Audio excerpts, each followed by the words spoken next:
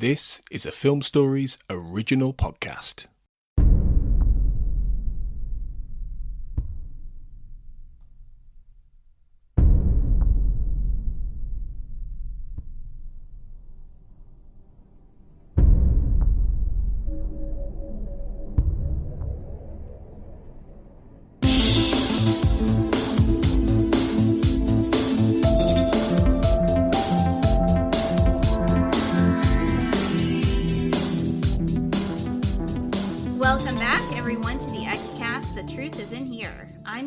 Sarah Blair, and you are listening to I Want to Believe Minute, where we examine the second X-Files movie 1 minute at a time.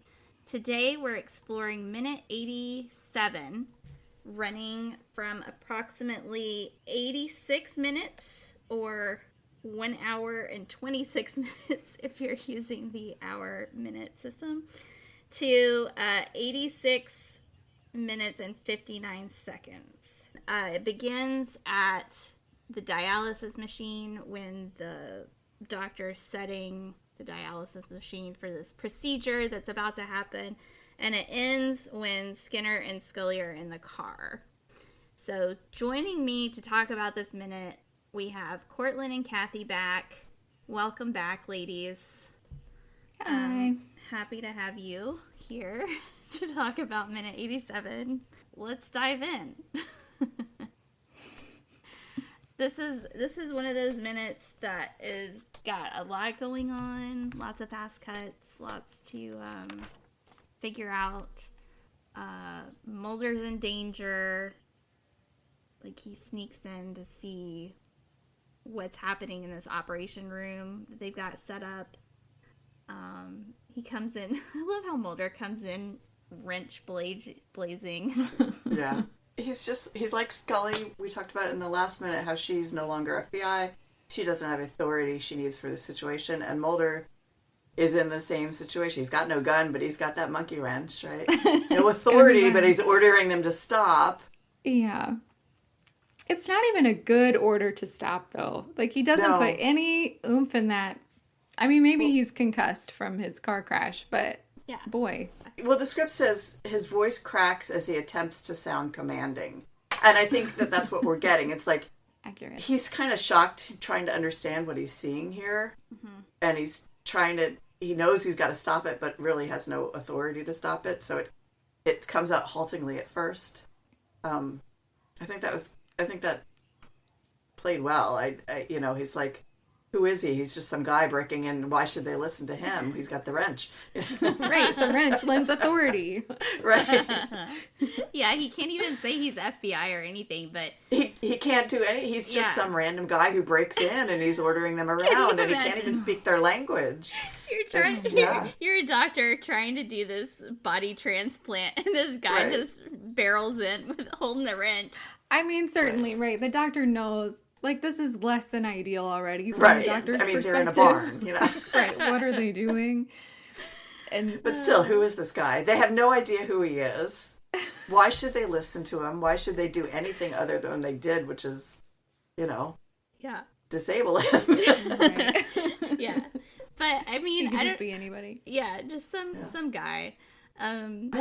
I don't know about you, but I kind of feel like if I were Mulder in his shoes and I walked in and I saw like this head being removed from a body and then blinking at me, that would be a little unsettling. I think my voice would crack too, probably. Yeah.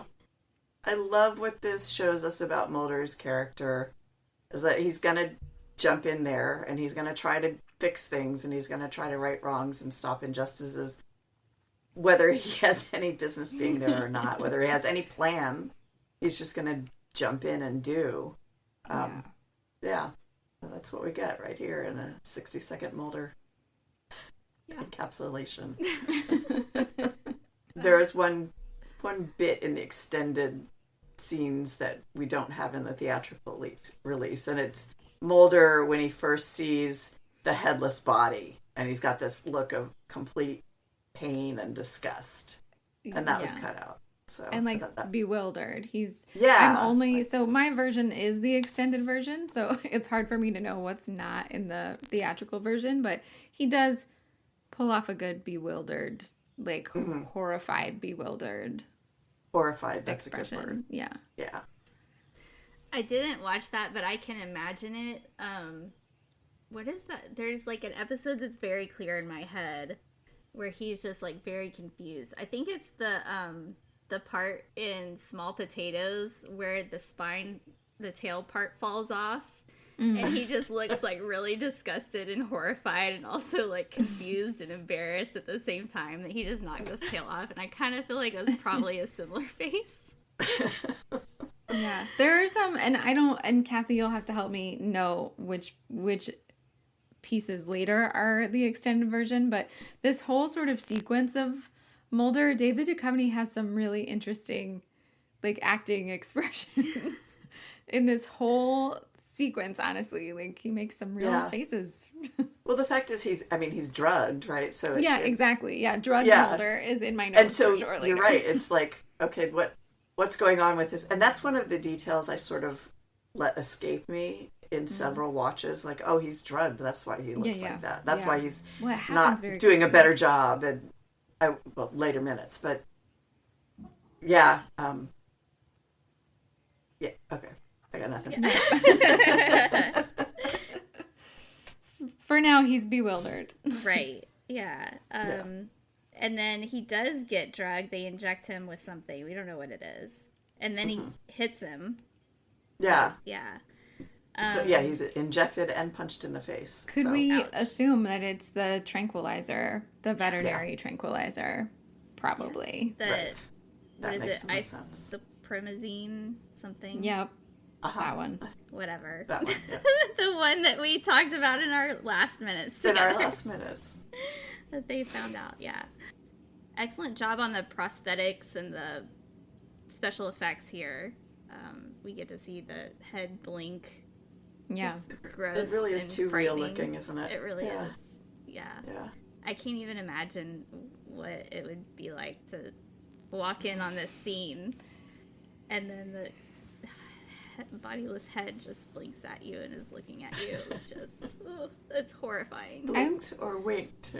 Yeah, I was surprised how well. Yeah, I heard it, Cathy. I was surprised how well that held up. Like all of it, honestly. Even all of the like surgical weird body part stuff. I thought it held up really well.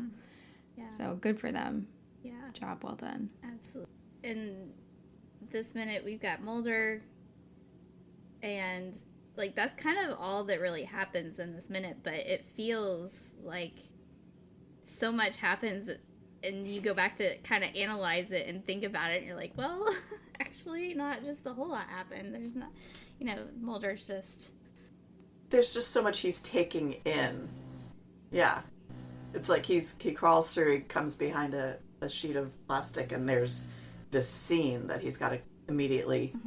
assess and deal with, and it's a lot to take in, although not a lot necessarily happens. So yeah, I do think this is an instance where the theatrical version might be better than the extended version. I think there's a little more like back and forth in my version that makes it drag almost. Not drag, I shouldn't say drag. Drag's not the right word, but it makes it seem like everyone has failed to react very quickly, and like the doctors are kind of just standing there, and Mulder's kind of just standing there with his wrench, and they go back and forth like an extra time in the extended version. So it makes sense that would be shortened, tightened up. Yeah, that does make sense. And I having watched both, I've had that feeling too. It's like, why aren't they moving? Why are we getting this shot and then this shot and this shot and then they move? So yeah. I like it made it feel like it was impossible for them to get all of them in one shot, so they had to keep cutting back and forth like an extra time instead of arranging the scene so that we could see everyone react at once. I don't know. It was kind of it just took a little too long in my version. Yeah, it is fascinating to, I think, talk about the differences between the theatrical version and the director's cut. I purposely did not watch the director's cut because I didn't want to, one of us had to have our head cleared. Cortlan, you only watched the the director's cut, the extended, and then extended cut. Sorry, And then Cathy watched both. So we're all kind of in this weird headspace. Every different level. Trying to just gonna apologize in advance. Yeah. Right. But one person who does not show up in this minute is Skinner. So I thought, yes, I thought since he's not in this minute, we could talk some Skinner trivia if you're up for it. I have 10 questions. I don't know if you want to split it up. We could do like 5 and 5, like 5 this episode and 5 next episode. Let's do a few. Whatever. Yeah, let's try it. Okay. So first question. What is the full name of the actor who portrays Walter Skinner on The X-Files? The full I only name? know what he uses on the title credits. Yeah. Mitch Pileggi, but Mitchell something. I don't know if I know his full name. I feel like I probably did once, but I don't now. I bet Deana would know. I'm sure I've heard it. It's Mitchell Craig Pileggi. Craig. Yeah. He looks like a Mitchell Craig. Right? I can see that. That works. Yeah. So how many episodes total, plus the 2 movies, how many episodes is Skinner in of the series? And this is including the revival. This is like all the episodes. Oh, including the revival. Okay. I'm going to go with like 30. I don't know. I'll say 41. Cathy is closer.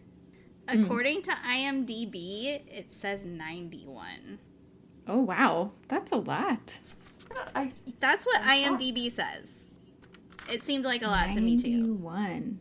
I rarely trust what IMDb says. Yeah. That's almost... Okay, I'm going to have to That's almost half. That sounds like That's a lot. I know. Yeah. There are some episodes where we just have a scene with him because they wanted to use him, but he's credited on IMDb as 91. I don't know. Wow. Okay. Yeah. You know, I'm going to be Mitch. researching this. Yeah. So we can, everyone who wants to, feel free to double check that. Wikipedia said 86. So still high. But still a lot, yeah. I don't know if they were, I don't remember if they were including the Well, he was in quite a few more in season 9 than other seasons that maybe I wasn't. Yeah. I was trying to account 8 and 9. He had some That's what I was thinking. roles Is it must be an 8 and 9, like skewing. Yeah. A little bit. Yeah, maybe. But yeah, that's almost half. That seems high, but I don't know. That's just what IMDb told me. So. All right. Okay. What is the first thing Skinner says on the X-Files? I can see it in my He's talking to Scully. eye. It's a whole sentence. You don't have to get the whole sentence. If you get just the first 2 words, I'll give it to you. I think probably within the sentence is Agent Scully. I can't remember what. Like I can see him like sitting like at his desk. Sitting there and Smoky Man's there probably. Yep. Because it's in and they're talking about their success rate or solve rate. Yeah.